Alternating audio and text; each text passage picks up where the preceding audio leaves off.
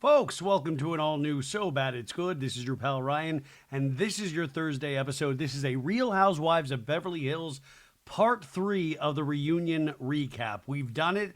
We've made it through the end of another season, season 14. Goodbye, just like the seasons of our lives. What did you guys think? I do not know why they needed to extend this to an hour and 15 minutes. And then on Peacock, they even extended it more. They added more minutes to it over on Peacock. But Peacock, you get to hear them cursing. And when you hear like Kyle Richards go, fuck, it really makes it worth that $7.99 a month. How are you guys doing? Are you good? Thank you for all of your support this week. Alex Baskin on Tuesday, Sophie on Monday, Rachel Lindsay on Wednesday. I know this is so much that you probably can't keep up. So this weekend, just catch up on So Bad It's Good. Make it a So Bad It's Good weekend. And yes, we are all talking about the Valley. You will be pleased to know that the Valley recap will be out on Friday. And I have something to tell you guys. You will not believe what happened today. I will talk about it on Friday on the Valley recap, but let me just tease it by saying I talked to my therapist about Jax Taylor today. If that's just a little tease of what it's insane, you guys. Like literally, I'm just gonna start covering just scripted television shows. It's not worth it to cover these yahoos. My God. But the Valley episode was pretty great, right? Oh my God. On Peacock, they have the after show. The after show is usually like 20 minutes, like they do them for Summer House, Real Housewives of Beverly Hills. The Valley one is like 43 minutes long, or like 30. It's like a whole other episode. And they have Lala in it for some reason, and she's not even in the first episode. Where is the justice, my friends? Where is the justice? So, as Beverly Hills ends, a new Supreme rises, and that will be the Valley. And it is going to be a dark ride this season. So strap in, folks. I just finished watching tonight's Summer House episode. We'll be doing Summer House recap on Saturday this week. And then next week, we're going to put the Valley in the Thursday position where Real Housewives of Beverly Hills usually would air. Thank you, as always, to Juliana Carrozza, who took notes this whole entire season. Juliana, you are free. She's got to be the happiest woman alive right now that she does not have to transcribe this episode. But Juliana, you are the best. You are the best. Thank you. I could not have done this without you. And 2 announcements, and then we'll get down to business. YouTube. Go to subscribe to our YouTube page. We're putting up more and more stuff. YouTube.com/So Bad It's Good with Ryan Bailey. Real quick title there. I do rethink that title all the time. Like, did we need the with Ryan Bailey? Like, I even have that as the email address, so bad it's good with Ryan Bailey at gmail.com. And every time I have to type it out on a form, I'm like, God, why did you make the email address the whole title of the show? And why did you make the whole title of the show this long? And then it kind of fits because all of my podcasts way too long. There's a theme here, folks. There is a theme. I'm trying to pick up on it.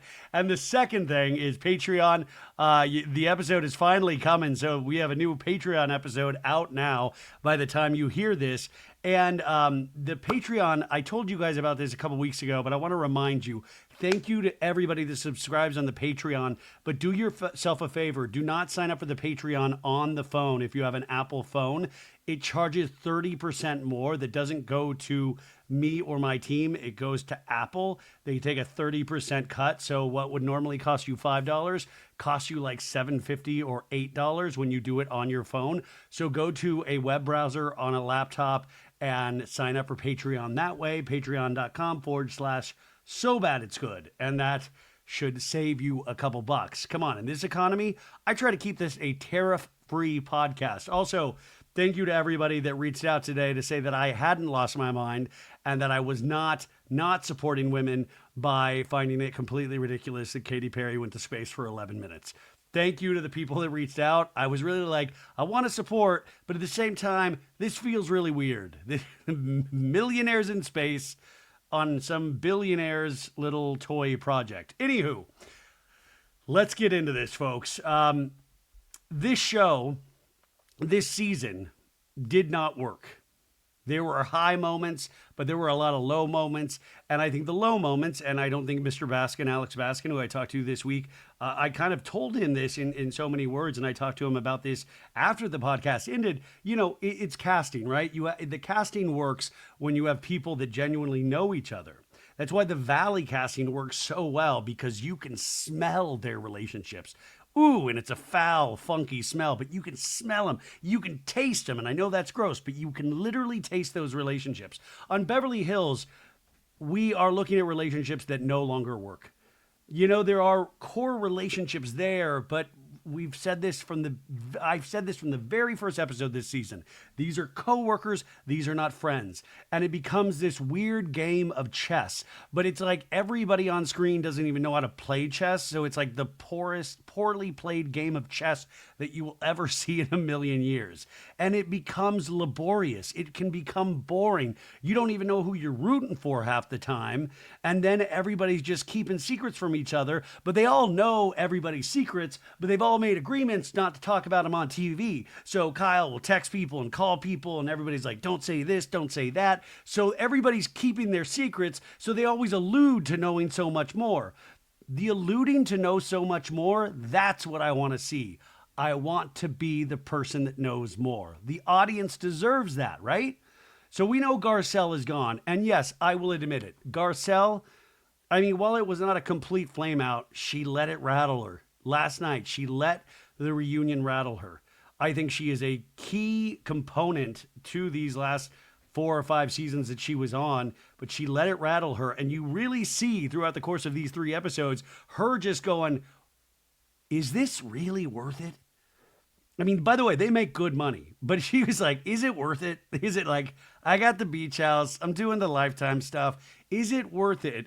Because first off, this is bullshit. You could tell she's like, we don't really like each other. Nobody really even smiles at me. I mean, and by the way, I was disappointed in the verbiage in which she was speaking, because I always am like, don't let them see that you're rattled. Don't let them see that they got to you.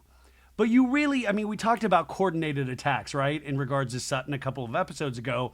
It really did feel like at some point they weren't like, I'm going to bring this up on the reunion, but you could tell like Dorit, Kyle, and Erika. I'm not going to really include Boz as much, but you could really tell they were like, fuck Garcelle, just fuck her, and fuck Sutton. Man, Sutton, I'm telling you, I said it the last 2 weeks, you better go into training, because you are going to have the toughest season of your life next season if they do not make casting changes. And how dare you not go after your friend Garcelle after you literally had a stroke last season on the reunion, had to get like medevaced, airlifted out of there. I'm joking. But Garcelle, your friend, left and went with you. When Garcelle said she is done after the toast, Sutton's like, I don't know. Hey, can everybody include me? Where are we going to eat? Are you kidding me? Are you kidding me? Right there is a sign of weakness that will come back to haunt you next season. I'm thinking like an NFL football coach. I don't watch the NFL, but this is how I imagine a coach thinks. I'm thinking ahead of the game. And this, Kyle, I love you, Kyle, but you think your shit doesn't stink, right? You are the kind of head honcho of Beverly Hills. And you think with Garcelle gone, I've finally got that prickly thorn that always talks about Schmorgan Schmade. That's code for Morgan Wade. She stalked me. It's me, Morgan. But guess what? Next season, I feel like Kyle comes back to this show every year thinking, wow, that was a really tough season. I really got put through it. But this season, I'm going to finally be able to relax. But I have a prediction it's even going to be worse for Kyle next season. And that is why I feel like we have 50-50 odds. Mark it down, guys. Nobody marks these things down for me, but I'm telling you to mark it down. I have a 50-50 odds that Kyle Richards will not return to Beverly Hills by her own volition. And this is another so bad it's good prediction that has turned out true, because we got the announcement this week that Kyle Richards has joined the cast of The Lincoln Lawyer Season 4. That's right, folks. I said this 2 years ago, that Kyle Richards is a damn good actor. I mean, you see her in those Halloween movies. Come on, Escape from Witch Mountain? Give me a break. No, she truly can act, and so can her sister. But I said, and I actually talked to her on a red carpet at that Us Weekly event like 4 or 5 months ago. I said, would you ever consider just quitting Housewives and doing like a sitcom? Because I really truly think out of everybody there, she does have talent that she can act. And she was like, oh, I'd always want to act. Well, guess what? She is now on season 4 of Netflix's The Lincoln Lawyer. And she is one of the guest actors in this. And according to Deadline Hollywood, she plays a character named Celeste. She's a Beverly Hills fabulous woman who comes to Mickey's law firm looking to hire a divorce attorney. Well, so this is not going to be too hard for Kyle. And divorce attorney from her husband, Mauricio. Like, my God, this is perfect casting. So she is going to be in The Lincoln Lawyer, and then she's supposedly also working on a project with Reese Witherspoon that was teased at some point last year. And I think that there's a chance that maybe Kyle wants to focus more on her personal life and not have her personal life be on camera. And when I say that, it means her personal life on camera, which she then hides from the audience. So she just picks and chooses what parts of her personal life that she wants to show. I'm sorry. I'm not trying to be tough on her. I really am not. I know there's a lot of Kyle fans out there. I'm one of them. But no, it's not a get to like, I'll give you this or I'll give you this, but I don't want to talk about this. I feel like everything, and I'm looking at you, Miss Erika Jayne. Hey, it's not going to be just wallpaper and like making your little pool house next season. You got a $25 million lawsuit. We're going to need to talk about it. And you're going to need to finally ask questions. You talk about in this episode about Sutton, you know, coming with the hard questions and making it, you thought I was going to trying to make a fool of her. No, she's literally doing her job.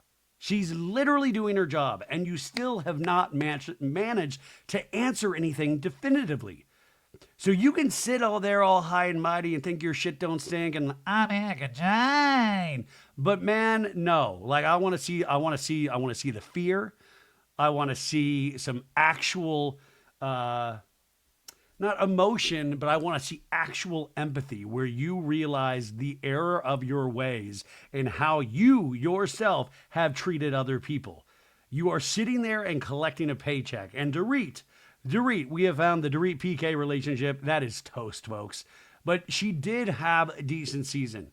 She was a woman on the verge, and I thought it was very lopsided. She has a new relationship with Boz. She's strong with Erika. So Dorit, I think, is not obviously, I don't think any of these ladies are quote unquote essential, but I think her job is completely secure for next season. But just remember, we didn't know anything about the PK fighting or that their relationship was on the brink of what turned out to happen this season until this season.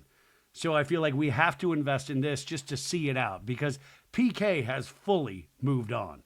And so I want to see Dorit move on. I want to see what it looks like to have Dorit on a date. Fuck, go on a double date with Erika Jayne. Fuck, have a foursome with the guys from Summer House, Jesse Solomon and Wes Wilson. Let's get freaky deaky. But if we don't get freaky deaky, let me offer you a suggestion for some possible casting changes. Okay, so this is great. I worked on this with Rebecca. Rebecca actually, she nailed this. We were watching it and she said, here's who we should consider casting. Okay, so let's start off. Jen, these are all people Los Angeles based. Jen Meyer. She has an amazing jewelry company. She is the daughter of Ron Meyer, who used to run Universal Pictures, I believe, and was one of the creators of Creative Artists Agency. Jen Meyer also used to be married to Tobey Maguire and is now engaged to a billionaire who's 15 years her junior, and she has kids with Tobey Maguire as well, okay? So you have her. Then let's put in Marisa Hermes from Ladies of London. Hermes, from Ladies of London.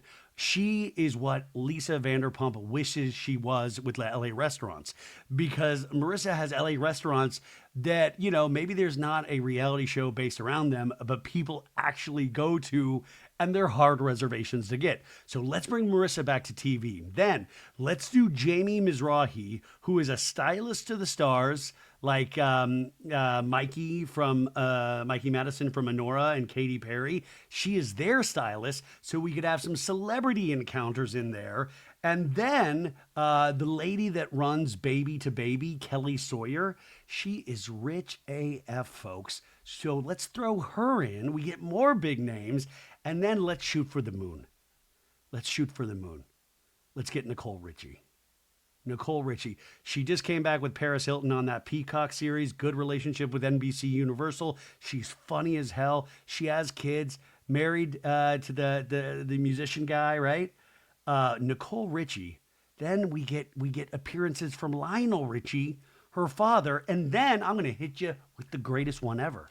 Now, Sarah and Aaron Foster. Aaron Foster, busy at work on the second season of her hit Netflix show, Nobody Wants This, right?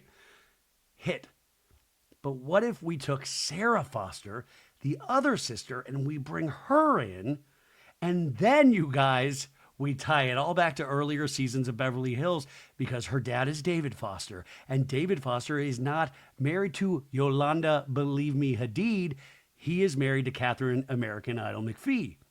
So we get Sarah Foster in there. Then we get the tinkling of the keys, the ivories with David Foster. We get those Malibu moments where he's making everybody sing around the piano while he plays. You know, a huge throwback to old school Beverly Hills. And Catherine McPhee's in there. And we'll see their weird mother-daughter relationship, because Catherine McPhee is actually younger than Sarah Foster. And Catherine McPhee and David Foster have that little boy that's already like a world-class drummer, and he's only like 6 years old. I mean, my God, that is where we go. That is the future of Beverly Hills. Anybody over at Bravo, you take any of these ideas, I will sue for everything. I will not. You're not going to call it Bravo anymore. We're going to call it Bailey Bravo. You know, I'm going to get back to you on that name. But it's going to be good, and it's going to involve my name somehow. So what do you guys think of the suggestions? Who would you cast? Because they're going to bring a couple new people on, but I don't think they're going to make insane changes. But let's keep our eye on Kyle. Folks, we will be back to the show in just 1 second, but we need to take a moment to talk about our good friends over at Quince. Now, we all have that spring travel itch right now. I know you're going on vacations. Hopefully, I hope I get to go on a vacation. I just got back from Vegas, actually, for ChumpCon, and I did treat myself to a nice, breathable, light blue sports jacket, which I am wearing right now. See, it says Quince right here, and guess what? It is affordable. Everything that Quince offers. They have lightweight shirts and shorts from $30. They have pants for any occasion, and they have beautiful, comfortable lounge sets. And with premium luggage options and durable duffel bags to carry it all, I mean, they have those as well. And the best part, all Quince items are priced 50 to 80% less than similar brands. How do they do this? They partner directly with top factories. Quince cuts out the cost of the middleman, and they pass that savings, that's right, directly on to us. And Quince only works with factories that use safe, ethical, and responsible manufacturing practices and premium fabrics and finishes. How can you not love that? Seriously, folks, it is so easy. All you have to do is go to quince.com, Quince, and they have everything laid out. They have their best sellers. They have their new arrivals, men, women, everything. You want to buy something for yourself? They have it. You want to get a gift for your family or friends? They have it. I have my eye on a new piece of luggage, because I did just break my piece of luggage at ChumpCon this weekend. So Quince, I think you might have just sold at least one piece of luggage. So for your next trip, treat yourself to the luxe upgrades that you deserve from Quince. Go to quince.com/sobad for 365-day returns plus free shipping on your order. That's QUINCE.com/sobad to get free shipping and 365-day returns. Quince.com/sobad. And now back to our show. That's the big one. So, and also congrats to Kyle for the Lincoln Lawyer. That's cool. Season 14, episode 20, reunion part 3. The cable company description gives us, says, as the reunion concludes, Sutton and Dorit continue to go head to head. Erika's forced to confront Tom's damning conviction. this has been like 5 years, and also reveals how this saga has impacted her relationship with her son. Kyle tearfully explores the end of her marriage and maybe the beginning of a new one. She stalked me. Yeah. Okay, folks, you ready to jump in? I'm so happy you're here with us today. Let's have fun. Listen, some of you guys don't like the voices. We're going to do the voices, right? So dip out if you need to, like Tom Sandoval. I'll catch you on the flip side, but let's go crazy.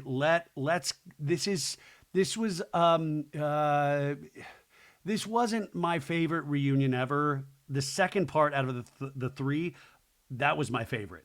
But let's do this justice and send Garcelle off with a proper goodbye. Okay, so we're in the middle of this where we left off of a Sutton and Dorit argument. And Sutton's like, Dorit, I do not need you to tell me that there's more to life than a big bank account, I say. And Dorit's like, oh, wow, my voice is shot, folks. I can't do it. I'm not going to be able to do the Dorit voice, so some people might be excited. Dorit says, I don't understand why you think you're superior to anyone. And Sutton's like, I don't think I'm superior to anyone. And Dorit's like, well, you certainly behave like it, and I know you're used to buying people and buying gifts. Oh my God, Sutton buys people? Oh my God, I would totally sell myself to Sutton. Sutton's like, who do I buy, Dorit? What in the world are you talking about? I say that I buy people. And Dorit's like, but there's a lot more to life. You try. Who do I try to buy, Dorit? You throw around your money. Well, who did I try to buy, honey? She throws in a honey. And Dorit's like, oh, here she comes. And Sutton's like, who have I tried to buy? I'd like to know. And Dorit's like, here she comes. And Jennifer Tilly's like, well, I'm going to say that Sutton is very generous. I don't really feel like she tries to buy anybody. Like, she'll give people gifts and things. And then Kathy Hilton, I forgot she's out there. She's like, she's frugal. Like, she's very cheap when she wants to be. She's like an old Navy girl. And Erika's like, now you're saying she's cheap? And Kathy goes, I think she's cheap. And Garcelle's like, she's definitely not cheap. And then Andy's like, okay, moving on to the 4th of July party. Garcelle, you accuse Bose of being Dorit's spokesperson. And we have a flashback to that scene where Garcelle pretty much says, stop being Dorit's spokesperson. And Andy says, is there a part of you that should be pleased that Dorit has a spokesperson who can deliver her message succinctly? Which is the biggest shade from Andy, because we've seen through the years, Andy legitimately taps out when it comes to Dorit. He yawns. The castmates have always said Dorit can go on and on and on. And Garcelle's like, I think what I was really, first of all, I was having a bad morning. But secondly, what I felt like, it wasn't like she came over and said, hey, you guys, what's going on? Hey, you guys. That's a little Goonies for you. Bose says, yeah, but there needed to be an investigation, Garcelle. What I love, this isn't CSI. This is Housewives, you guys. What I knew, Bose says, was that Sutton wanted to leave. My question was, why was she still sitting there? If she wanted to leave, let her go. And so my question was, by the way, what if we find out that she had to sit there because she gets paid like hourly? And Sutton's like, well, I only had 5 more minutes, so I had to stay so I could get my hourly housewives wage. But Sutton goes, I didn't ask for you to chase after me either. I didn't ask that. And Bose goes, I know you didn't. And that's why even in the after show, when you said I was an angry black woman, basically, and Garcelle's like, whoa, who said that? And Bose goes, this one, pointing to Sutton Stracke. And we have a flashback to the after show, exclusively on Peacock. This is the other thing I want you guys to pay attention to, and we're going to continue to talk about this more and more on the show, I think this year specifically, is you really see the convergence of the NBC Universal brand, right? They own Peacock, they own Bravo, their reach is wide. So what they're doing is very smart in a lot of ways, but they're doing these things to get you over to Peacock so you can watch the after show. They're not going to put the after show on Bravo, the cable company. They're trying to cross-pollinate. And in fact, Bose just has a new job with Jimmy Fallon, which I'll talk about later in the show, that's another cross-promotion through the NBC Universal brands. Each one of these ladies individual, Bravo itself, these are all brands, and they are cross-pollinating because they want money coming from every direction. So we're in the after show, and Sutton's like, I mean, like, what did I do to Bose to make you all so almost angry at me? I didn't understand where that was coming from. So that's what Sutton said. And Bose goes, she said, I didn't know why she was so angry. And I'm like, angry? When did you see me angry? And Sutton's like, well, I don't remember saying that. And Bose goes, yeah, you did say I was angry. And Garcelle, you even picked up on that. And Garcelle goes, I didn't even hear it. This is where Garcelle's in the third part. I can already formulate that Garcelle is writing her like termination letter of like, I will no longer be working with real, like I can see her formulating her goodbye in her head, even in moments like this of like, yeah, I don't even remember that after show. And Jennifer Tilly goes, you said, I don't know why she was so angry at me. So Jennifer Tilly heard it, but Garcelle was like on some private like island. Bose goes, yeah. And I was like, angry? And Sutton goes, well, cause you were kind of yelling at me. Bose goes, see now, girl, you gotta straighten up. Don't say that I'm yelling because I don't yell. And Sutton's like, well, cause you didn't know what was going on. And Bose goes, no one has ever seen me yell here, but hopefully we're gonna get to see it in Bose's second season. Here's the deal. Bose never got sloppy this season. And I don't say that as a bad thing. I say that as a great thing, a sign of hope, a glimmer of the future, because we still have not seen her drunk. We have not seen her fully go off on somebody. And those are two things that most housewives will have to face in their housewives career. So we've got a lot to look forward to with Bose. You know, I mean, we're going to see those two things eventually. We see them with everybody. But Sutton's like, well, okay, you came in strong, Bose. And Bose goes, I am strong. And the way she says that, I was like, oh my God, my nipples got so hard. I was like, this is so, I mean, just to be able to have that confidence and you believe Bose believes that. And also you believe that it's true. And Sutton's like, well, and you didn't know what had been going on. Like Sutton is so easily rattled, you know? And Bose goes, well, it didn't take a rocket scientist to understand what was going on. This is why sometimes I'm like, maybe Bose doesn't fit in with this group because she kind of clearly says things like, guys, this isn't hard to put together. This is pretty, like we're dealing with like basic human emotions here, like real basic. Andy goes, Garcelle asked about Sutton's drink. And we go back to that damn flashback again at the 4th of July party where Dorit's like, I can't do it. Didn't you ask Sutton what she's drinking? And you asked if there was alcohol in it? You know, that's the big offensive thing that we keep seeing this flashback of. Where Sutton says, well, Dorit, shut up. You're such a bitch, I say. Andy at the reunion says, Bose, did Dorit mean the comment about alcohol as a harmless joke? What was your reaction? And Bose says, no, I think she was intentional. And Sutton's like, yeah, she was. And Bose goes, I think she knew what she was doing, but I told her that. I told her that she knew what she was doing. And Sutton's like, well, that's a 2-year running thing that she's been doing about my alcohol. Dorit's like, what am I doing to make it look like you have a drinking problem? And Sutton's like, you keep bringing it up on camera. And Dorit goes, am I the only person in this group? And Dorit says this almost leadingly, knowing that other people have said this about Sutton. And Sutton's like, yeah, you are the only one. And he goes, well, here's one thing you did. On Instagram, someone commented, Sutton's behavior changes on a dime because she's drunk. And then Dorit has a Dorit-like comment to that comment on it. And it says, hashtag facts. I love the hashtag facts. I love, first off, that Dorit was so messy to comment that on some stranger's Instagram, but also that she hashtagged it. Does anybody even use hashtags? Do you ever go online and I'm like, well, let's see hashtag facts and what comes. Oh, look, Dorit said this. Dorit goes, oh, like she forgot she wrote that. And Sutton's like, yeah, that wasn't nice. And Dorit goes, it's funny, Sutton, because this narrative that I'm perpetuating actually started from you. Do you not remember when you did some press in 2020 and you said, I have my first drink at 10 a.m.? And Sutton's like, I was joking, I was joshing, and that was also during COVID. By the way, that was everybody's excuse during COVID. Like, yeah, it's 3 a.m. somewhere. No, like, remember, I mean, that is a good excuse. But I love during COVID. We just, like, I remember that. Like, I was eating brie cheese, and I was eating it like a sandwich. You know, you're supposed to take that crust off. I was using it as, like, a piece of bread, and just like, well, this is my brie sandwich. So Sunset. We have a quote by Jenny Berg saying Sutton Stracke has her first cocktail of the day at 10 a.m. Quote, then I'm nicer. Sutton said, I'm nicer.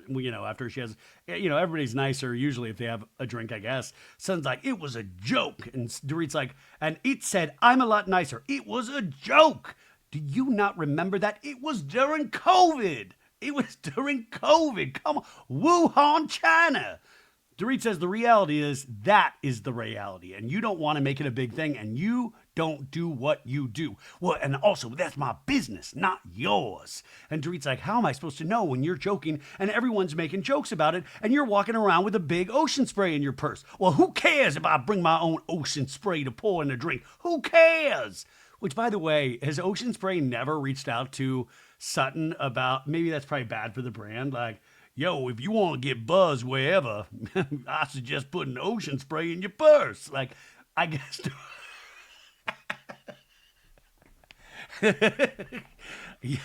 Hey, you don't have to just drink during COVID. Now that everything's okay, Ocean Spray still fits in your bag. Sorry. Dorit says, if I wanted to paint you as an alcoholic, I would be doing a hell of a lot more than what I've done. See, these ladies know shit. They know more things. I mean, okay, I love Sutton, bad season, but also let's spit some facts, right? We had a storyline last season where Sutton literally made out with her driver, an employee that drives her places. Now, the thing that I'm proud of Sutton for is that it's not a Karen Huger situation. I'm glad that she has a driver. I mean that in all seriousness. We don't have a Shannon Bedore situation driving into a house. We don't have a Karen Huger situation bringing up Thomas Jefferson to a cop who is now in jail, and I hope she is okay. So thank God she has a driver, but she made out with her driver. Yeah, man, I think Sutton likes to put one on. I think she likes a little bit of the drinky drink, right? But Andy goes, is that a threat, Dorit? And Sutton's like, yeah, why did you make a threat like that? See, Sutton can't do it for herself. She always needs help, and then she throws in. Like, Andy threw the life raft in that. Like, is that a threat? And then Sutton jumps off it. If Sutton doesn't have somebody to throw that life raft next season, she is going to be in a world of hurt. So Dorit's like, actually, it's not a threat. And Andy goes, it's a promise. And Dorit goes, no, it's not a threat or a promise. Well, what the fuck is it then? And Sutton's like, well, why do you want to be so nasty like that? And Dorit's like, you talk about it a lot more than I do. And Andy goes, the only time it came up this season was this joke, right? And Dorit's like, it was one passing comment that you made it such a huge thing that it became a thing. And Andy goes, the low blows continue. Lisa Barlow described Dorit as pretty. And Sutton said, well, when you had enough surgery, anyone can be pretty. And Andy goes, Dorit hit back saying, Sutton's like, well, she hit back harder. And Andy goes, then why hasn't Sutton done it? So Dorit in an interview after hearing Sutton say this, saying, well, if everybody can do it and become pretty surgery, why hasn't Sutton done it? Damn, Dorit, woman on the verge. And Sutton's like, yeah, she hit back real hard. She hit old Sutton where it hurts in the plastic surgery. Dorit goes, well, that's what's going to happen from now on, Sutton. And Sutton's like, okay, I get it. You're going to hit. I'm going to hit back harder. I mean, and this is the point where Sutton just lays down. Because we can think of like 30 things off the top of our head. Like, well, at least I know my home is paid for. I say. Like, she could have thrown anything out. Instead, Sutton's like, okay, I get it. I relent, tap out. Andy says, all right, Boz, you were upset that Kyle, and Sutton's like, another threat. It's so stupid. It's so confusing, but like, it's just the same. Oh, guys, what are we doing with our lives, man? Dorit's like, those days are done now, Sutton. So we're back on the Sutton after he was trying to ask a question to Boz. And Sutton's like, I don't think that we're going to get anywhere. And Andy's like, yeah, me too. Things came to a head in St. Lucia when Erika said that Sutton has a tendency to kick women when they're at their lowest. I don't know why I'm laughing. Jennifer, You know Sutton the best. Do you see this as a pattern of behavior that the other women are talking about? And Jennifer's like, well, I haven't witnessed it, and I've known Sutton, but she has Cheetos crumbs like all over her face. I've known Sutton for a very long time, but in this group, sometimes it seems like Sutton asking questions of people, they're in a bad way. And it might seem a little bit like she's, and Andy's like poking. Yeah, it might seem like a little like she's not being empathetic as empathetic. And Erika's like, sometimes those questions hurt. They hurt. I love talking about empathetic with Sutton, with the least empathetic person in the world, Erika Jayne. Sutton's like, well, other people in this group also asked you questions, Erika Jayne. I know that. We're not saying that. We're talking about you right now. Well, did they kick you when you were down? That's not what I said. Pardon me? And Sutton goes, did this one, pointing to Dorit, and this one, pointing to Kyle, kick you when you were down? And Erika's like, yeah, and I've already cussed them out privately. See, this is my problem right here. Don't cuss them out privately. Cuss them out on camera. Why are we having these scenes off camera? If there's cussing out, privately should not be a part of that sentence at all. I cuss them out on camera. That's like, listen, I love that Wallpaper Martin guy as much as everybody. I think this is even a really bad storyline. Even I would rather see you guys curse each other out after you have sex in your new fabulous bed I brought you. Anyways, Kyle says, she didn't feel we supported her as much as Lisa Rinna did, but we never kicked her when she was down. Ever. And Sutton goes, well, but she thinks I did. What's the difference? All this because Sutton actually read the LA Times article. None of the other ladies cared enough to read the LA Times article about Tom Girardi, but Sutton did. I'm sorry. For me, that's still a moment where I'm like, good on you, Sutton. So Kyle's like, you approach her very differently. And Erika's like, wow. We're not railroading this, okay? We're talking about what happened in St. Lucia and why I feel the way that I feel and why I said what I said. And Sutton goes, well, we have gone through that year so many times and I have apologized. And Erika's like, I accept your apology, but I'm bringing this up. Well, if you had accepted my apology, Erika Jayne, when will you move on, I say. And Erika's like, all I'm asking you to do is, are you aware that you do this when people are at their lowest? This, to me, I think everybody watching is like, yeah, oh my God, Erika Jayne, that's a real good point. No, it's not. That's what this show is. These women can be at their lowest, like we sometimes are at the lowest in our lives, and people will ask you questions. It is not a big, warm, fuzzy hug. I don't know why I said fuzzy, but it's not that.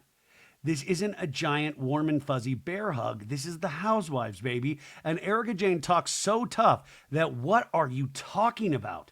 Really, truly think about this. Andy goes, what's the difference between asking questions and weaponizing or picking at someone? And Erika's like, intent. And Kyle shakes her head, yes. It's me, Kyle. I'm shaking my head, yes.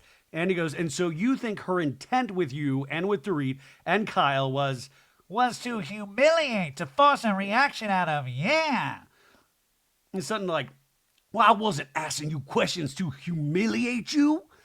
And this is so ridiculous, you guys, because Erika Jayne knows damn well that Sutton always looks way worse.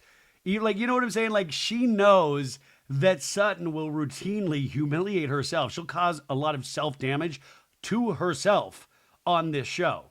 Like, Erika can just sit back and let just Sutton kind of just like a whirling dervish just freak out and just has to just sit back and let her do her thing. But I truly don't think that was meant to humiliate Erika Jayne. I think she wanted questions. It's just like the Schmorgan Schmade, the Morgan Wade. Like, just answer the fucking question. Like, that's what the show is. It's about your life. That's the main thing going on in your life. Anyways, Andy breaks up the tension by going, cool girl on Twitter says, which, by the way, congrats on the person that got that cool girl handle. Like, what was that? Like, the moment Twitter started, it was like, I'm going to get at cool girl. Andy says, Sutton, the question from Cool Girl says, Sutton yells and throws tantrums when people clock her hypocrisy and bad behavior. Garcelle, what's your response to that? And Sutton frowns, and Garcelle goes, I would, sometimes it seems that way. And Erika's like, zoinks! Garcelle's like, yeah, it depends on who's pushing her buttons. I mean, we all have our limits. We all have things that irks us. I'm really pissed right now. Oh, so Garcelle lets us know that she is not having a good reunion. And Andy's like, whoa, wait, what are you pissed about? And Garcelle goes, well, I'm pissed about all of it, honestly. And Bose and Kyle are like, about what? And Garcelle goes, all of it, since I've sat here on this couch. So I don't want to answer any more questions, honestly. Woo! Damn. 10 toes down, as Bose would say.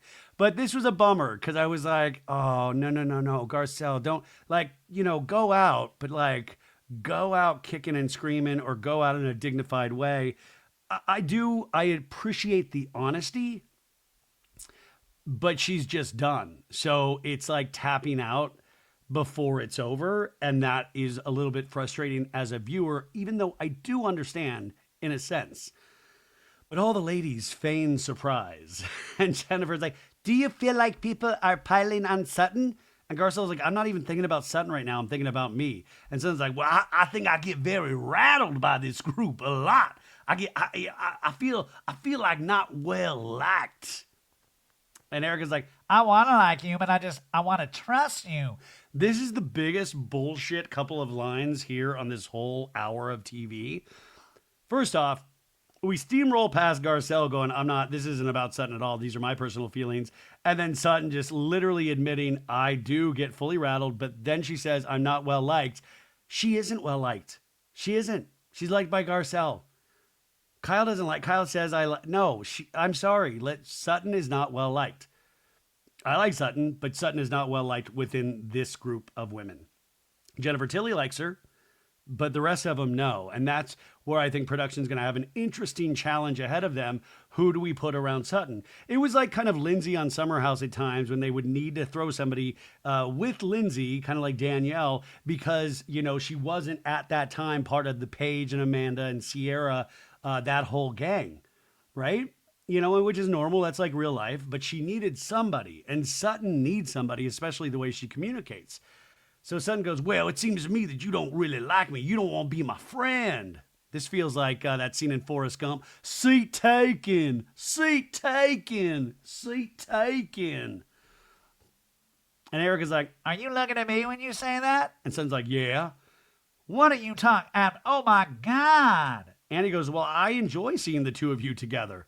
And Erika goes, hold the fuck up. And Sutton's like, well, I love when we hang out. No, stop backing down. Put your foot on the gas. Say, you have treated me like shit and you think you're above it all. Erika's like, where is this coming from? What do you mean, where is this? I'm losing my mind. Sutton's like, well, I don't know. You say I kick women when they're down. So why do you want to be friends with me then? She doesn't want to be friends with you. She's your coworker. She is lying to your face now. Erika goes, because I have a great heart. Let's all just take a moment. Let's get the giggles out. That's a good one.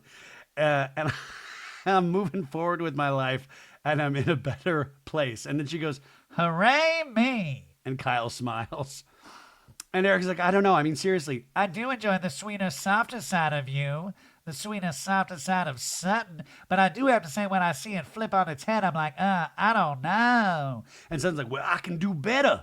I did feel a little ganged up on the boat. So weak. I can do better. Let me try again. Come on, let me retake the test. I say, I can do better. I can make you love me. I swear. And he goes, I saw that. And Sutton's like, and I don't like that, Andrew. I don't. And Kyle's like, but no one said anything but Erika in that moment. And Sutton's like, well, Dorit said something, and just it felt like I was being ganged up on because I have been ganged up on in the past. I used to be affiliated with gangs, and so what is it? This is what it was. I've never told this story before, but I'm a member of the West Coast Crips. Sorry. Erika goes, Kyle's like, it doesn't feel good, I know. And Erika's like, I've been ganged up on the past too, and it doesn't feel good. And Sutton's like, it doesn't feel good. I think I am very sensitive to that. And then he goes, okay, I think that we are clean with you and Erika. I like when Andy tries to, like, at a reunion, he focuses on each relationship. He's like, okay, we've got this at a stable point. We can, like, kind of move. Now I'm kind of a little bored. And he goes, I think you're clean with Kyle. I wonder where you and Dorit go from here, and I don't know where that is. And Dorit's like, Sutton, you have to recognize. If you cannot recognize, then there's no way. You better recognize. And Sutton's like, well, what do you want me to recognize? And Dorit's like, how low you go. And Sutton's like, oh, I went low, 100. Once again, just fucking agree. Oh, no, I did. Oh, Master Dorit, I did go low. Andy goes, okay, she acknowledged it. And Kyle's like, she can go lower. And Kathy laughs, oh, she can go lower. Oh my God, Kyle, is that you? Son's like, well, you haven't seen nothing yet. And Kathy goes, don't push her. Andy goes, okay, we're going to leave it there. Before I move on to another package, Garcelle, I wanted to ask you, you were steaming over there. I wanted to know if you want to tell me what pissed you off so much. And Garcelle's like, she just looks kind of like defeated and over it. She goes, all of it, honestly. And Andy goes, but all of what? And Kathy's like, I'd like to hear. No, seriously, I'd like to hear. I haven't heard anything since the 80s. Where am I? Garcelle goes, I don't want to get into it, but I don't think I ever get any grace in this group. I didn't feel it today. We talk about accountability. I stand by the things that I say. And even though I'm taking accountability for them, it's not accepted. It's not. Not one person looked at me here and smiled. And Andy's like, you mean just through the day? And Garcelle's like, yeah, when we first got here. Yeah, but nothing else. First off, important lesson. Always smile at people. A smile can brighten somebody's day. I never smile at people. I always get nervous. I'm always like looking down. I get really like nervous in person. And I always try to remind myself through my life to smile. And then I'll start smiling. And then I realize I'm like, oh, I think I look like a real creepy guy smiling. So then I try not to. Anyways, that's neither here nor there. Let's get back to this mess. And it's just weird. Like, this is a weird fumble on Garcelle's part. Because really nobody smiled at you? Yeah, man, you're in. But what I would say is that all these other ladies, they are smiling at each other. You know, the Dorit, Kyle, Erika, Jayne, Bo's dynamic, they're tight. The rest of them, they aren't in that dynamic. And there is problems within that big cool girl dynamic, Dorit and Kyle, obviously. But they're solid. And they all feel like they've got a good sense of what's going on. Garcelle is not in that. But also, Garcelle asks the tough questions, the schmorgan schmade, the robbery, things that actually make dramatic tension. Whether you like that or not, that character is necessary. Lisa Rinna used to be that character, but Lisa Rinna, like we always say, became a characterization of herself. She became a caricature. So by the end, it was just like, why are you pushing this hard? It does not feel natural at all. Ryan brought me up. It's me, Lisa Rinna. Hello, everybody. Have you enjoyed my husband's bolognese? It's the perfect pasta to put your dick in. Sorry, guys. I told you it was going to be a weird one today. Anyways, Kyle's like, maybe because that everybody's stressed coming here. Meanwhile, Kyle's let these fucking crystals that Andy lets her. Like, imagine going to a professional set and you're allowed to bring all your toys with you. It's like, I'm going to set up my crystal farm right here, and I've charged them all in the sunlight, and they're just going to be. And then she keeps drawing. Like, if you fucking bring your crystals, don't drop them on the floor. Maybe have like a special crystal belt that we attach to your dress for all your crystal toys. Like, my God, we have to keep stopping because the fucking crystals thunk to the ground. Like, what are we doing? Are we allowed to just bring like, oh my God, I would have paid if someone's like, well, I want to bring some action figures. These are my G.I. Joes and these are my Barbies. And sometimes I make them kiss like this. And they do the Humpty Hump. Ha ha ha ha. Like, everybody should be able to bring some kind of prop. Like, what are you, the fucking Carrot Top of Housewives? Garcelle goes, listen, but Garcelle So I know half of you think I'm an idiot. Garcelle goes, well, listen, but I'm saying how I feel. I'm just saying how I feel. And this is when I realized, I'm like, oh shit, Garcelle's off the reservation. Oh no, don't let him see you sweat. Kyle's like, were you smiling at people and they weren't? Were you smiling at people and they weren't smiling? This was such a bizarre moment for me because I was like, oh my God, were you smiling at people and they weren't, were you smiling at the craft service person and they weren't smiling back? Garcelle goes, I was smiling when I first got here. And then it all changed, but it's okay. It's okay. And Andy goes, well, it's not okay because you're upset. And Garcelle's like, it's okay. It's okay. And I'm like, oh, Garcelle, she's like starting to feel sorry for herself. And one of Garcelle's strengths is that she usually doesn't show that on camera. Now, one side could say, well, that's really vulnerable, right? That's what we want. That's to be applauded. But I just wasn't expecting it. And I know the end result. It's like fucking going into that Titanic movie. You already know the Titanic's going to go down. We already know Garcelle's going to leave at the end. So it's kind of like, oh, this is how it happens. This is the beginning of the end right here. So they break, and you can tell, like, you know, Garcelle is rattled, and Sutton to Garcelle is like, well, you said I'm not answering any more questions, like all proud of her. And Garcelle just goes, no. And Sutton's like, well, they really hate me here. This is what's so funny about them. They're like, Sutton, check in on your friend check in on your friend Garcelle. Like, you're like, they really hate me. Your friend Garcelle just said that she doesn't feel loved and it's not about you. So we come back from break and then there's like this whole clip package of like all of the ladies flirting with dudes, which includes my favorite Martin, where Dorit was in the furniture showroom and it's like, are you married? He's like, oh, not this week. And she's like, me neither. So it's basically just saying that they're all horny. And I love that. That horniness is great, but let's see some fucking then. Let's see some hippity dippity. Let's treat this like Emerald in Summer House. I want fucking cameras in the bedroom. I want people to have to throw shirts over the cameras. I want to see the hippity dippity next season. Come on. If you're going to say that all these ladies are all horned up, let's like actually see, let's not talk, let's show. Like, I don't mean I actually need to see penetration, but you know what I'm saying. Anyways, Kyle, after the montage, is like, more like the horny housewives of Beverly Hills. And Kathy's like, oh, the hornballs of Beverly Hills. Oh, Kathy, you stop. And Erika's like, we're in our prime, babe. Then show us that you're in your prime, Erika. And they're just, I don't know. Anyways, they're talking about dating. And Andy's like, wow, I love it. Dorit, do you think about dating? And she's like, yes. And he's like, really, are you dating? And she says, no. And Andy goes, Bose, what kind of man should Dorit be with? And Bose is like, oh, Dorit needs to be with somebody like PYT, pretty young thing. What, like an influencer? What are we doing? Like Jake Shane? No, I was about to say Jake Shane. I meant like one of the like Logan Paul. Like who should Dorit be with? That's just way too weird. I don't even want to. It's like thinking about your family hooking up with. Who does Dorit date at this point? If we really wanted to blow this like whole show wide open, it would be Mauricio, and that's never going to happen.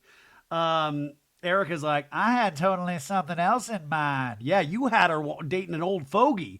Andy says, now that the whole group is single, are any of you gone on the prowl together? And Erika's like, we threatened to. Don't threaten, do it. Let's see that scene next season.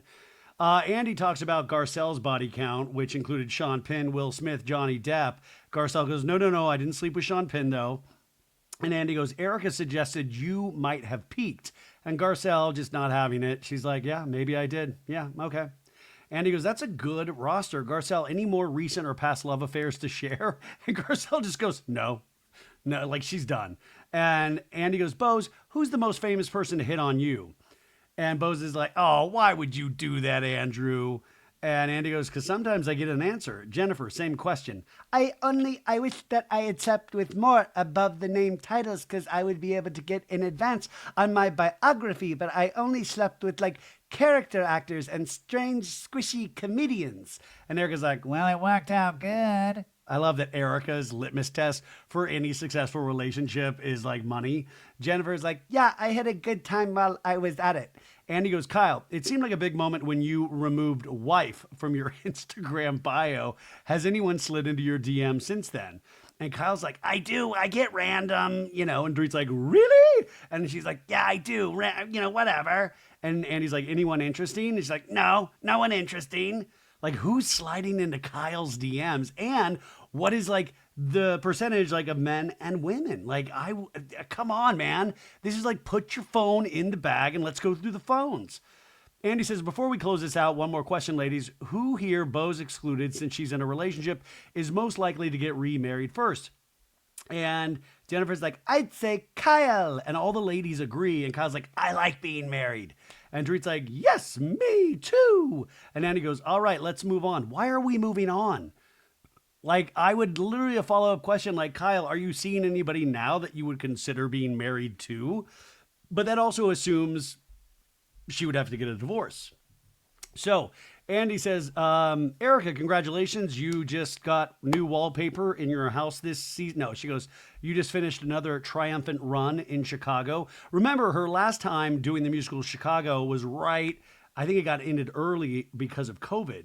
Andy says it was not only unfinished business, there had to be a point during your lower moments after the Tom Girardi affair that you thought, I'll never be able to do this again. And Erika's like, yeah, there were days I didn't think I was going to make it through, much less ever do anything again. And so you're right. And that's why it really felt good. And my son came and my mother came and it was really fun. And then Andy was like, it was wild to see your son testifying in the ASAP Rocky trial. Her son is named Thomas Zizzo, and he is a police officer. And we talked about this on the show, he testified at the ASAP Rocky trial. And Erika's like, yeah, I found out about that the night before. He gave me a text saying I'm testifying tomorrow. I think you should know because I'm going to be on TV. And I said, okay, great. I like that Erika's like, okay, I'll talk to you then. You're going to be on the TV, razzle dazzle, like your mom. Andy says it's kind of wild because for someone who has very much demanded his privacy, her talking about her son, and Erika's like, yeah, but I'm glad he got to reveal himself in his own way, not through association on this show. So he has his own identity, his own life. So she's saying like, yeah, I'm glad he was able to be a cop on a stand and do it that way. Yeah, okay. And he goes, what's your relationship with him these days? And she's like, I see that kid all the time. We're super close. The one thing, thinking about the last 4 years and the time of it all and the trial and all of that shit, the one thing I gained out of all of it was a closer relationship with my child. And I mean, this sounds hokey, but it really is true. If that's what it took to lose everything, but to really strengthen my bond with my son, fine. Okay, do we believe her? I think it's a beautiful sentiment. But once again, he doesn't want to be on the show. That's a real relationship. We're focused on your wallpaper. Like, I would love to have seen scenes bonding with your son. And if you can't do that, why are you then talking about people like Garcelle not being interesting? It just doesn't, for me personally, add up. And he says, I got to say, I love your therapist. First, she teaches you about empathy. Then she calls your behavior not pizza party behavior, because they have a flashback 8 months earlier. Remember when she was doing a little pity party because she wasn't given a pizza party and she was met with a lot of judgment about the Tom Girardi stuff. And then they went to Chuck E. Cheese together and it was like, yay, Erika. Erika says, I think these women have known me being married and holding up these walls of a crumbling marriage and just shambles and legal scandals and all this stuff. That is not necessarily true. They've known Erika for a very long time before any of that happened. But she said she went through a dark period where she was mad and drinking and acting a fool and being mean to everybody. But now you see me emerge, Erika Jayne. It's my nature to be more this way than when you've seen that vicious, on-guard animal. And at this point, they show Garcelle looking around the set anywhere but Erika. She's just like, how do I get out of here?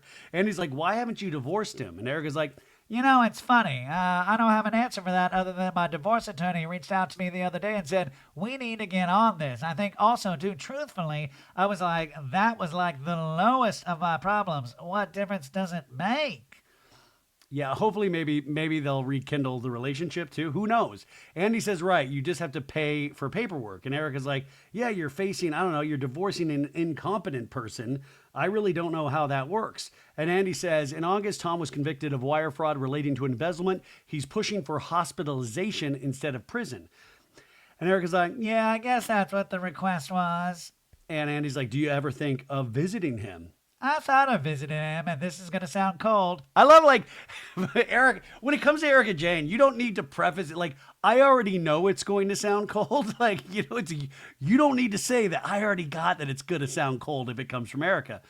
But she says, when he passes away, I don't know. There's nothing to say to this person because he's not talking clearly because he's not there. So there's nothing for us to say to one another. I'll never get answers to the questions that I still have. Now, I can make fun of Erika Jayne, but if I try to be empathetic or look at this from the realistic point of view, yeah, I mean, if he really does have these cognitive disorder that he's dealing with, if this is all true, and it seems like he definitely is not all there at times, but it is, I mean, he is a criminal, but there is a coldness of like you benefited from all of his criminal behavior. And I don't know, like, it's weird. Is it weird to think that I sometimes almost feel like that it almost, it's a weird kind of cold. Like, obviously Tom is the worst one, the top dog of bad, but that it's like, you are so resolute in your beliefs and 10 toes down on not giving empathy to the victims through the course of your time on this show, that I would almost think that you would be ballsy enough to visit him in this state, even though you would not be able to get the answers to certain questions that you want. I don't know. It's all just very, as Kathy says in this next line, it's just sad. And Erika goes, and that was going to be the third thing, is just that it's sad. Why I worked really hard to make my peace with it and move through the grief and kind of let go. So I feel like if I were to, nothing good would come from this, right? And Andy's like, Michael from Pioneer Town said, for years, Erika was so upset that people just wouldn't wait for the facts to come out, for the courts to do their job. Now that Tom has officially been convicted, what do you have to say? Do you now believe Tom is guilty? And Erika's like, it doesn't really matter what I think. The law does. That's really where it is. And Andy goes, now that Tom has been convicted and you still haven't been charged in anything, have any of the people who have turned their back on you come back around? And she says, no. And Dorit's like, good riddance. And Erika's like, no. And Andy's like, okay, we're going to take a break. We'll be back after this. Erika is still going to trial, by the way. She is still, there's going to be, I believe, a jury trial specifically with Erika Jayne. So this is far from over. During the break, Jennifer Tilly tells Garcelle, I've only had 3 bites of a corn dog. It was so good. That would be like, that's Jennifer Tilly's cigarette, like Dorit smoking. Just Jennifer Tilly going down on a corn dog. That's amazing. I wish I had seen that. And Garcelle's like, where'd you get a corn dog? Right outside, but we had to get right back. I love it. The Beverly Hills reunion, their snack table includes corn dogs. So now we go on to our next segment after the commercial break. So we now come up to the segment talking about Sutton's mother, Reba, and her family. Because remember, we visited Reba earlier in this. I'm Reba. I'm Sutton's mom. Ooh, I can't really even do that voice either. Oh, man, my voice is thrashed. But the point is, though, they show a really big flashback bunch of clips here and talking about her dad's death and that, she has a hard time with her mother saying things like, I love you to her. And it gives a lot of context for the kind of person that we see on screen who is Sutton Stracke. And, all of the things that her dad went through with self-medicating, having the loaded gun in her house and talking about his death. And that's a really heavy thing. But I appreciate that the show does that because you can kind of see where that has all kind of spilled out all over Sutton. Andy's like, how does that feel watching all of that back? And Sutton's like, that trip was really special. Going to Augusta, really seeing that room and being there, feeling it was good closure for me. And the forgiveness that comes with that is important. I never thought that I needed to forgive my dad, but I did because he left us. I mean, right? You got to imagine this man was in such pain, but at the same time, what he did to his family and put them through and what they will have to live through for the rest of their lives. That is, and a lot of us have been touched in our lives by people who have harmed themselves and are no longer with us. And it's just really dark. It really, really messes with your head. And he's like, well, what did Reba, your mom, say about these Augusta episodes? Did she watch? And Son's like, we haven't discussed it. Like, Reba didn't even say anything about being on TV? And Andy's like, did you not say, hey, Mom, there's episodes you were on TV? And Son's like, well, I'll go home in April and we will talk then. Like, are you kidding me? You didn't talk at all about being on TV? None of Reba's friends were like, hey, I saw you on the boob tube last night. And then Andy talks about how Garcelle was such a good friend to Sutton, going there and speaking to her mom on Sutton's behalf, right? Which makes this episode even more interesting because Sutton doesn't seem to rise to that occasion for Garcelle. But Garcelle talks about being scared about having that conversation with Reba, and Andy's like, you handled it really well. You didn't break a sweat. You were so, and Kathy's like, composed. Kyle, Garcelle, that's you. Garcelle goes, even though I know people had opinions about her, she was actually a really sweet lady. And Kyle's like, I found it fascinating. She was sweet, hilarious. And Sutton's like, she's something else as well. Andy's like, Mars Girl on Twitter says, of course Kyle would get along with Sutton's mom. She grew up with Big Kathy. Kyle and Kathy, do you see any similarities between Reba and your mom? Now remember, Kathy Hilton and Kyle Richards, their mom, Big Kath, that's what they called her, Big Kath. There someday needs to be a documentary on Big Kath. I mean, read House of Hilton. I mean, anyways.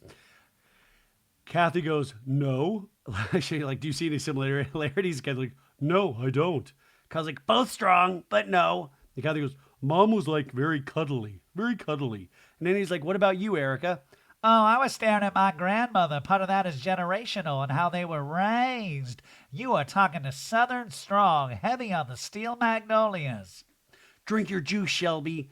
And he's like, well, did you understand Sutton anymore? And Erika's like, yeah, of course. She's gone through a lot of trauma. I think some of it unresolved, and having a therapist as a mom, I mean, that doesn't make everything peachy. And Garcelle to sit there and say this, to someone's mom, and her to say, that's none of your business. I was like, my God, my grandmother is resurrected. There she is. Now, I find it interesting in these moments that the ladies can talk to Andy and have empathy for one another, but they can't seem to make those connections in the actual scene work, right? Garcelle says, I didn't have that closure with my dad, and there was a lot of the driving force not only to be there for her, but once they're gone, you don't get answers. You don't, this is it. I mean, isn't that, God, you know where this is going, folks, but isn't that it, man? I think about that, my mom dying, and I think about, where my dad is now. And, even though we knew how ill she was, and we still didn't get, it's weird, right? People leave us because some of them, they have to, obviously, but I'm still amazed for as type A as my mom was, there were still all of these things that we didn't get done before. Or now, this is the weirdest admission probably. Yeah, I was thinking about the Alex Baskin interview this week, and I had prepped for it so much. And I'm talking about like months. I had been just thinking about questions, and I had this file of just questions and thoughts. I would wake up in the middle of the night, I'd write a thought down. And I had an old acting teacher that said, you prepare so much so you can get in that audition and you can just throw it all away. And that preparation will just kind of come through, right? So when I sat down for that Alex Baskin interview, I had prepared so much that once it started, I was off track immediately because I just started having a conversation with him. And then I would look down and and I would bring myself to an actual, I forgot about this. But I'm still kicking myself of like, oh my God, we did an hour and it still didn't even get through a fraction of what I was curious about. But what the sad thing is, I think about that with my mom all the time, is I had my mom for decades and decades, and there are still so many questions I forgot to ask, Do you feel that way sometimes? That you're like, oh damn, I forgot to ask her this, and I forgot to tell her this. I forgot to say this to her, and then I'm like, why didn't you? And you guys, for those who've been listening to the show for 5 years, when she would come on, and we'd have these great conversations, and I'd be able to tell her things that I wouldn't be able to tell her in real life, or ask kind of ballsy questions or something. It was very funny, and sometimes very emotional. And so I always said there was a lot, there was nothing left unsaid. And I mean that in terms of that we both knew how much we loved each other, right? But there were specific things of like, Mom, what do I do in the future? What do I do when I fall in love again? What do I do when I fuck up again? What do I do? Those are the things, I forgot to ask, what do you want from me for the rest of my life? And I know she would have said, I want you to be happy, and I want you to believe in yourself more. I know those things, but sometimes you're like, damn, I wish I had asked those things. And so that's why death, no matter how it comes, is such a mind fuck, right? And that's why all of these ladies on the stage, they share this. And that's why I think it's such a good conversation to have. Anyway, Sutton's like, I've been thinking about this. I really want to put it in my mother's perspective because I kind of look like I'm blaming her. And then she's like, I am blaming her, but maybe she was scared. There's probably more to the story, talking about her dad's death. And Kyle's like, and she has her own trauma too. And Andy goes, Jennifer, as close as you and Sutton are, what did you learn about your friend from watching?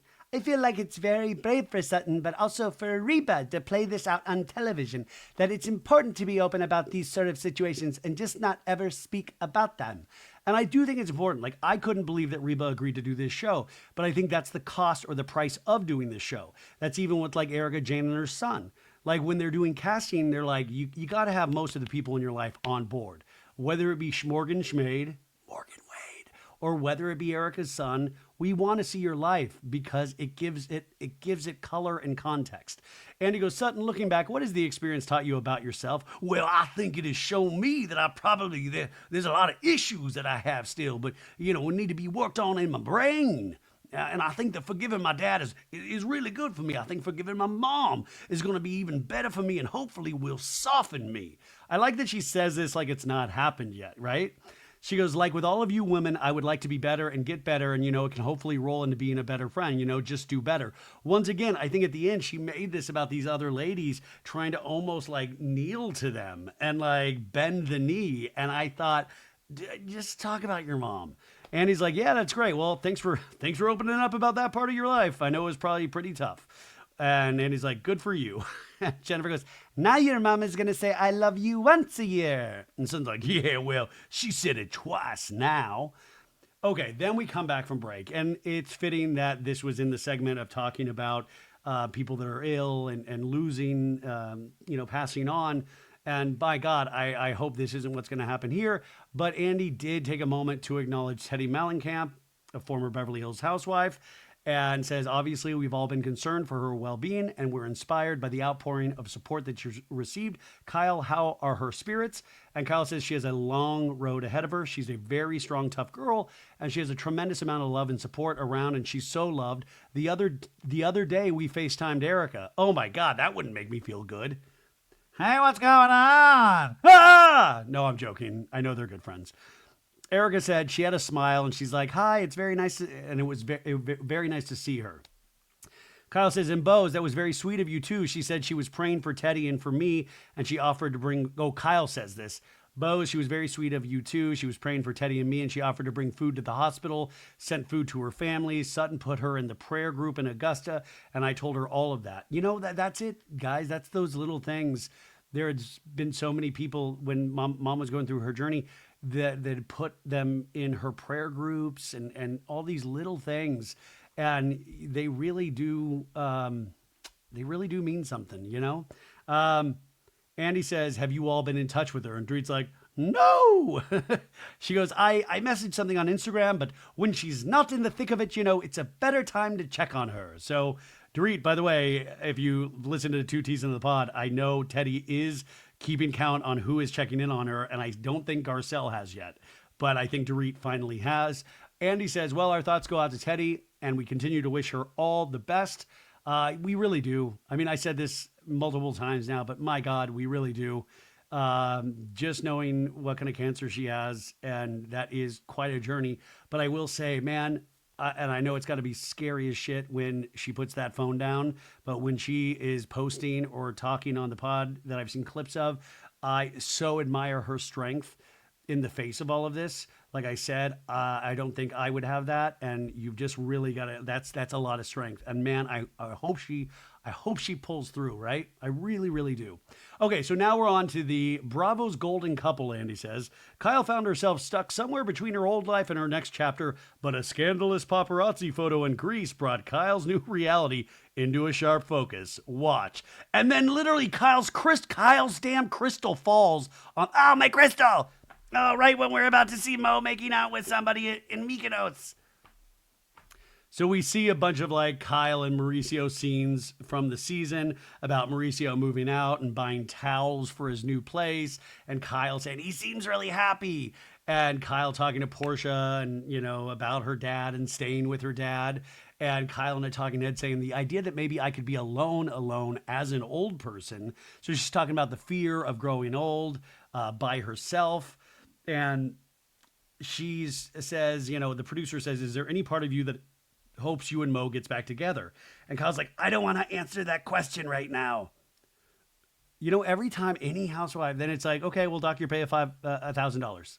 Yeah, no, but I understand it, but it's interesting. So we also have the moment where Sutton talked about having infidelity in the relationship, and Kyle's like, no, I didn't. And Sutton's like, wait, what are you talking about? Yeah, you did. I mean, there's always been rumors about Mo, right? And Garcelle in a talking head says, this is definitely the unspoken thing. No one brings that up. So that's what I want to try to impress upon you guys, even though I think most of you already know it, is that yes, Kyle does share oodles and oodles, but there are also so many things with Kyle and all of these ladies that are unspoken things. We don't bring up Morgan Wade. We don't bring up Mauricio cheating or whatever happened there. So it's a big question mark. And I get it, man. You want to fight for your privacy in your life.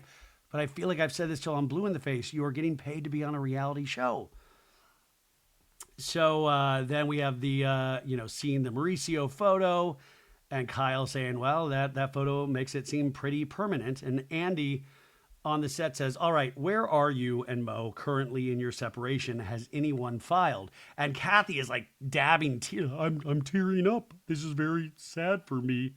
Kyle's like, no, we were literally we're the same and we're close. We talk all the time. And Andy's like, do you talk about where you're going? And Kyle just shakes her head, no. And Kyle's crying and he's like, are you crying? And she's like, I'm not crying. I don't even know why, to be honest. It's really hard for me.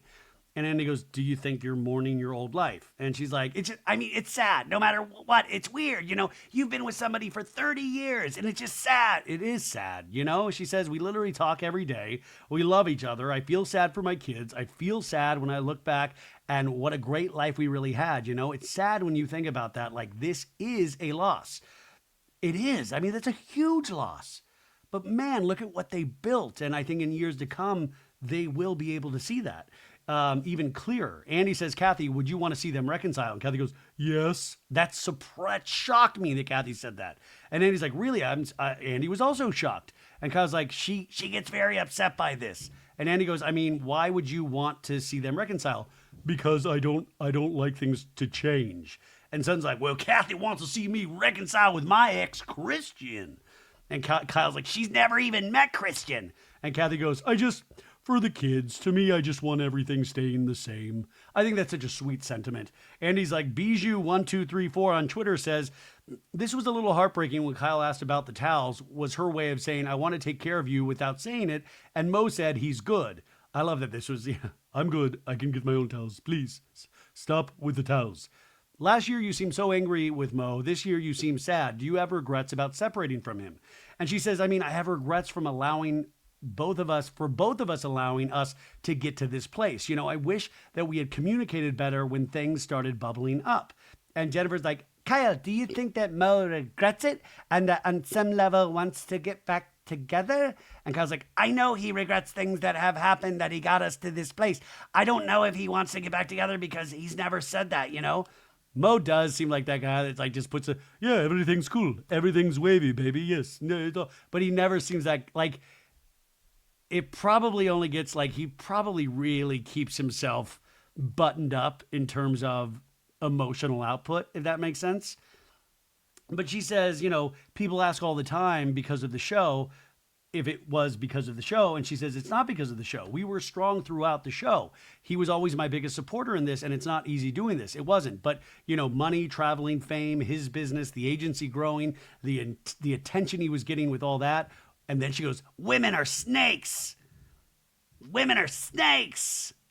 They see a man who's a good husband and a good father and he has money and they don't say they're like, oh, I want that, throwing themselves at him. And we got married very young and he never got to go out and do his thing, I think. And I think, that really attributed to the downfall of our marriage, right?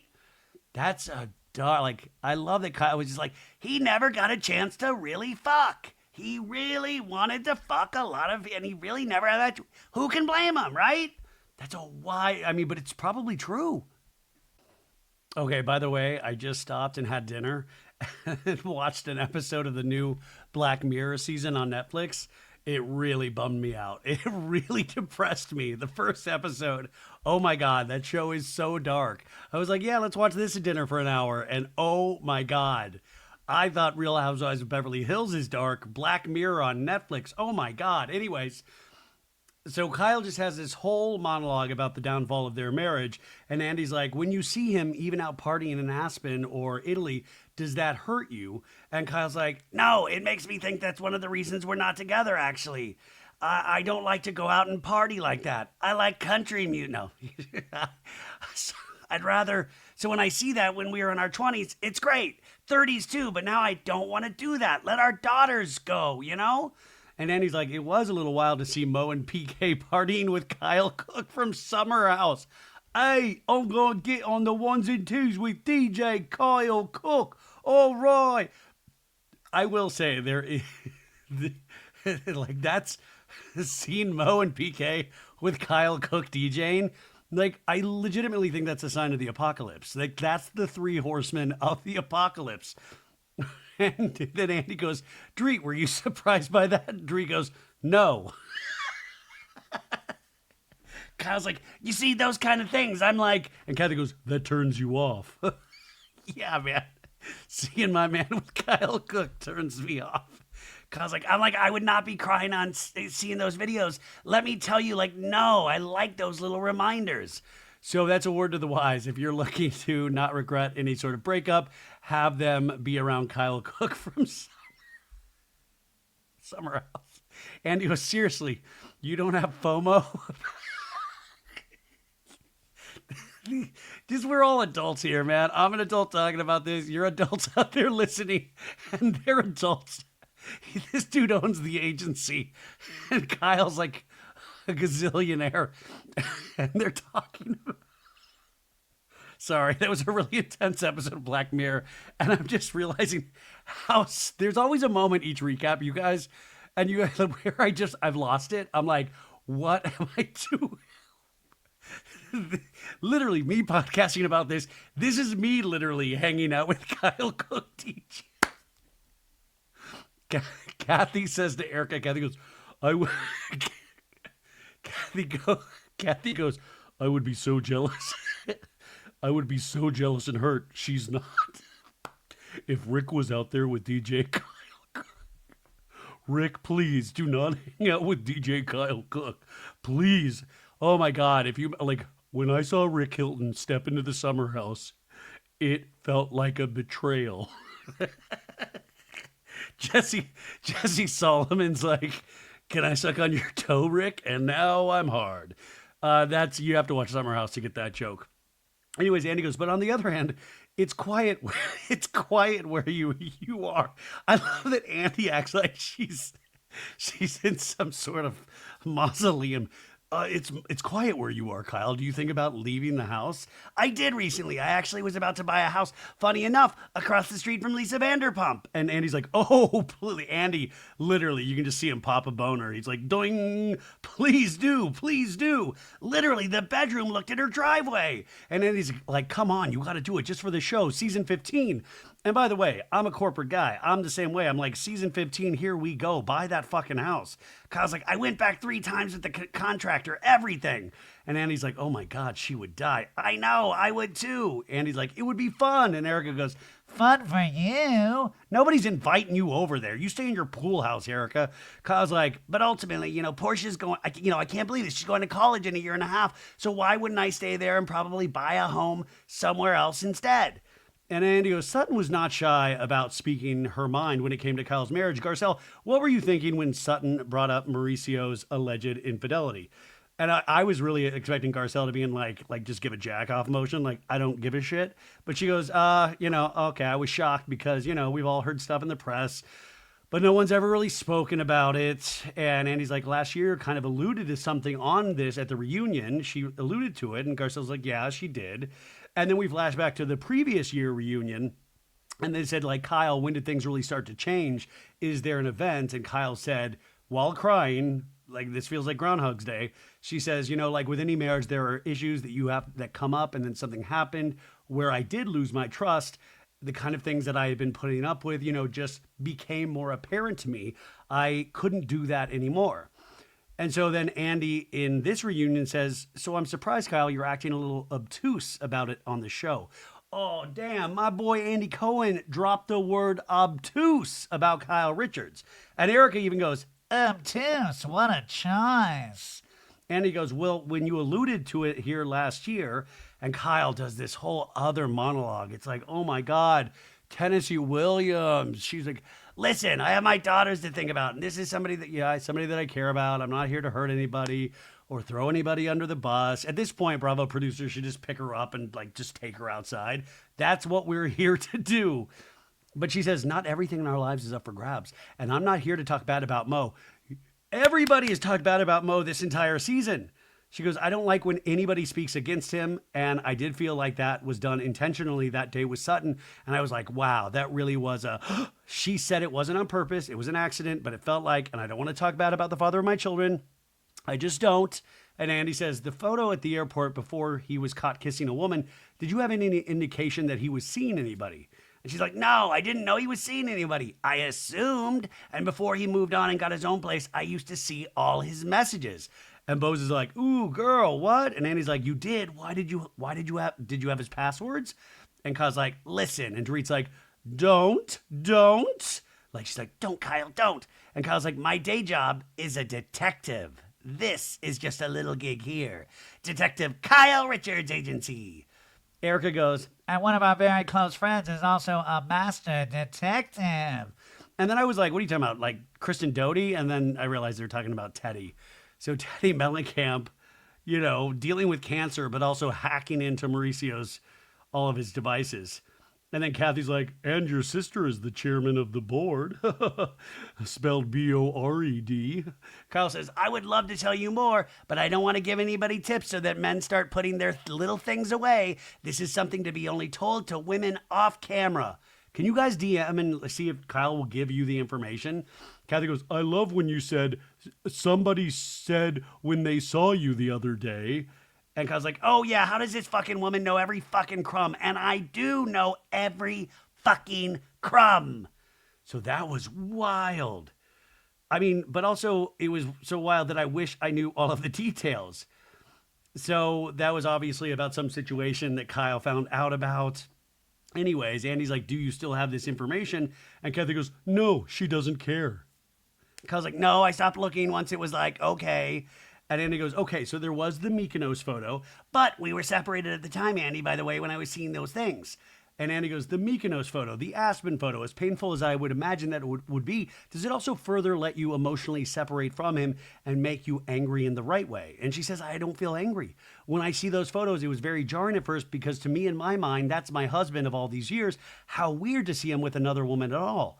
But angry, no. Horny, yes. No, she says sad, no. Devastated, no. And then Kathy goes, I don't even think jealous. I was like, honestly, no, I wasn't jealous at all. And Andy goes, what emotions does it bring up? Because it is weird. She's saying all these things and going around spying, but I'm like, wait, so you did all this stuff, but it didn't bring up any emotions? The only thing that would do that is if you were in a never mind. Kyle says, I just think that I'm looking at somebody else, honestly. And Jennifer is like, did he say anything about the photo to you? And Kyle's like, he apologized. He felt horrible. He's got his tongue lashing from the 4 other Kyles. I like that she calls her daughter the daughters of the 4 other Kyles. And then she maniacally laughs. Here's the thing. I'm not going to be like him out there skiing on the slopes with people, but I want to move on in that aspect too. And I will be very soon. So this is where it gets good. It's like a threat. Like, oh, are you about to make some announcement very soon? And Andy goes, really good. In the first episode, Kyle, you said that you never before questioned your sexuality. Dun, dun, dun. And we flash back to Sutton's surrealism party, the first episode of the season. And Kyle says, I'm still figuring out things myself. I still am. What I said last time we were all together was so much for me to say. I couldn't even believe I even said that, talking about the reunion. Kyle in a talking head says, I've never, ever questioned my sexuality in my life, ever. Andy on the reunion says, when public speculation went into overdrive and you started to question things and that you even talked to your daughters about it, tell me about that. And Kyle's like, I mean, when I met my husband, look at my sister, Kathy, trying not to laugh right now. Over here, by the way. And Kathy's literally, ho, ho, ho, ho, ho, ho, ho. I'm like, what the hell? Andy's like, is that funny to you, Kathy? And Erika's like, Just let her get it out of her system. Yeah. and Kyle's like, it's a lot. It's a lot. And Kathy goes, it's a big pill to swallow. Like, guys, are we literally, like, we're literally kind of openly talking about it. Am I reading this wrong? Kyle's like, so what I meant by that was, people started, and then Kyle looks at Kathy. She's like, oh my God, get it out of my system. Like, Kathy is legitimately like me when I talk about Sutton's neuropathy. Oh no, my neuropathy is acting up. Oh boy. Oh my goodness. So Kathy's just trying not to laugh.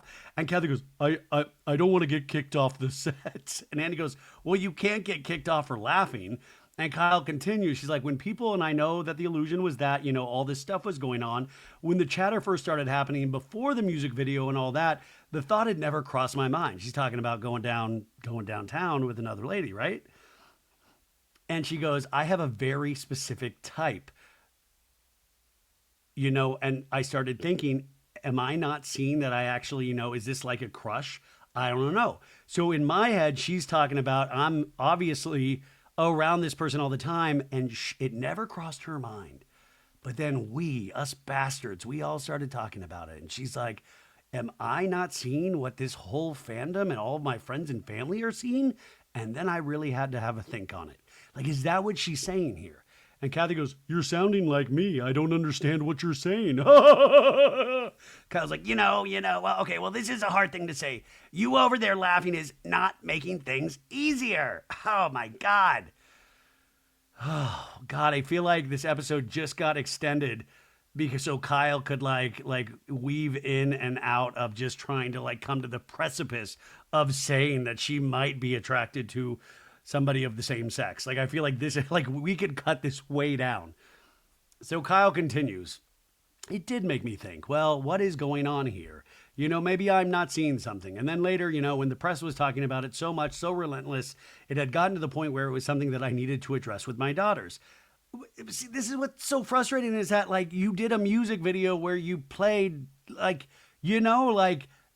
should have been the time you address something with your daughters if you were embarrassed, because you'd be like, hey, mom's doing, a little acting thing. It might be weird if you're weird. Anyways, she says, I wasn't quite sure myself, to be honest. It's not something you just wake up one day and go, oh, it was a strange feeling. So honestly, it was just a really proud moment for me as a mom, how my daughters reacted. So I think in that moment, right, she's admitting she woke up having a strange feeling about Schmorgan Schmade. She stalked me. Andy goes, they supported you. And she's like, oh my gosh, beyond. And it was a very hard, uncomfortable conversation to have. I always wanted them to be proud of me, and I didn't want to embarrass them. Listen, I make fun of Kyle. I make fun of everybody in reality TV. I make fun of myself. I think Kyle's daughters are very proud of her. I think this will not be the issue for Kyle. Kathy's like, well, I talked to my girls about it, and they were like, Mom, it's 2000. And Paris, Nikki, come here. Sit on Mommy's lap. Have you ever heard about same... Girls? Have you heard about strap-ons? Girls? Girls, can we all sit down as a family and watch Thelma and Louise? Have you ladies seen fried green tomatoes? Paris, come here. I'd like you to listen to The Indigo Girls with me. Galileo's head was on the blast. Andy to Kathy goes, you told your girls you may be a lesbian too? By the way the preview made this look, it made it look like such a different moment. And Kathy's like, no, when they had the discussion with the cousins and everything, and they looked at me like I was crazy, who cares? And I said that just to make you feel better, Kyle. And Kyle's like, thank you. She goes, did I do something wrong? And Andy goes, happy to know that Paris and Nikki are accepting of. And then Kyle's like, just let me talk to this. Let me just, I love you, but Kathy, I need you to only let me speak to this. And I'm like, no, Kathy, keep going, Kathy. Kathy goes, I'm trying to help you. She goes, I don't want any help in this. Oh, okay, my bad. Yeah, so it was a hard thing to talk about. And then they were all supportive, but Portia stood up and she came over and she put her arms around me and she said, I love you. And there's nothing you could say that would make us not love you. See, she raised good girls at the end of the day. Andy's like, that's what my dad said to me when I came out to them, actually. Andy's, wow. Kyle says, I'm saying I'm questioning. So she's on that precipice, you guys. That's why I think Kyle will stay. She says, I'm questioning ... ellipses. I'm questioning my sexuality. I'm questioning gluten. I'm questioning, like, what is she questioning? Andy goes, I know. I'm saying I had a similar conversation, but it was the greatest thing you could ever say to me.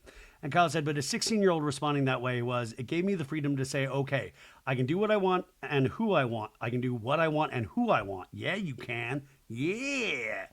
Let's get down, get down. She says, that makes me happy regardless of where I go, and where I end up and who I end up being with. Yes. So what I'm hearing from this is that it's not really, I said this on Mondays, it's not really Kyle. Well, it's Morgan. And then Morgan hasn't officially come out yet. So what if it's Morgan? I don't know. I think Kyle might be ready. I think maybe Morgan is the holdup, potentially. Andy says, well, I'm happy and excited to see where your journey to. I love that we end this intense discussion that took us 20 minutes. Well, I am really excited for your journey. Let's see where it takes you. And Andy's like, okay, well, we're going to take a break and we'll be right back. And then now we return with Andy's final thoughts. And we start talking about the deep and the shallow, the good and the bad. And Jennifer Tilly's is like, my unexpected surprise was how much footage they shoot and how little they actually use. You could probably film 3 seasons of Real Housewives of Beverly Hills, put together 3 seasons with all the film. And Kyle's like, don't give them any ideas, Jennifer. And Andy's like, Kathy, what about you? Well, I had an amazing time. Wait, what was the question again? Andy's like, what was the biggest surprise, either good or bad, Kathy? Well, nothing surprised me. I had a great time, and I loved our 2 new additions, and I always have a good time when we travel. Kyle's like, oh, to be a friend of. Oh, yeah, Kyle, sorry. The heat's on you all the time. And he's like, what about you, Erika? And Erika's like, I love my new wallpaper. Yeah. No, she goes, I don't have a surprise, but I feel good. And Andy goes, Bo, it's great for a season for you. And Bo says, Andy, I was surprised by everything. I mean, there's not a damn thing I was not surprised by. I was surprised by everything. But maybe even more so, I think the depth of emotion from all the ladies and how deeply they care about each other, which is why it makes it so dramatic. I have a hard time. I think certain ladies do. And then certain ladies just care deeply about how other ladies don't care about them. Dorit says, surprised that I think I found a friend for life. Just how wonderful it's been getting to know Boz, having her in my life. And honestly, I feel very blessed. You say that now, Dorit. Let's see what happens next season. And at this point, the camera show Garcelle smirking and Kyle blinking. And they're like, Garcelle, what about you? And Garcelle's like, surprised in a good way about seeing more of Sutton and her mom. I think that was really revealing in a lot of ways. And Andy's like, okay, Sutton, what about you? Well, I think I'm most surprised from the season that Erika, Jayne, I got along so well. I said I had some really nice, fun moments. I hope that those continue. And Erika's like, we will. That's the biggest load of horseshit answer you could. I mean, what? Erika didn't even go on that trip with your mom. Like, does Erika have some sort of information on you? And last for Kyle. Kyle says, what surprised me, I think, was about myself and some of these moments in the last year, like walking out of Boz's. I found myself surprised by my own behavior and not really recognizing myself. But, on the positive side of it, I feel very strong now, because Kyle did literally run out of filming at Boz's spa day. So anybody giving Garcelle guff, I understand. I'm disappointed too. But Kyle and most of these ladies have done it at some point. Remember, Lisa Vanderpump didn't even show up to one reunion? And he goes, you mean next season you'll be living across from Lisa Vanderpump dating? Who knows? I want to finish things off with a toast. On 4th of July, this drink left a bad taste in some of your mouths, but I think it's worth another try. We're going to have Dorit's watermelon cocktail. And Kyle's like, is there alcohol in it?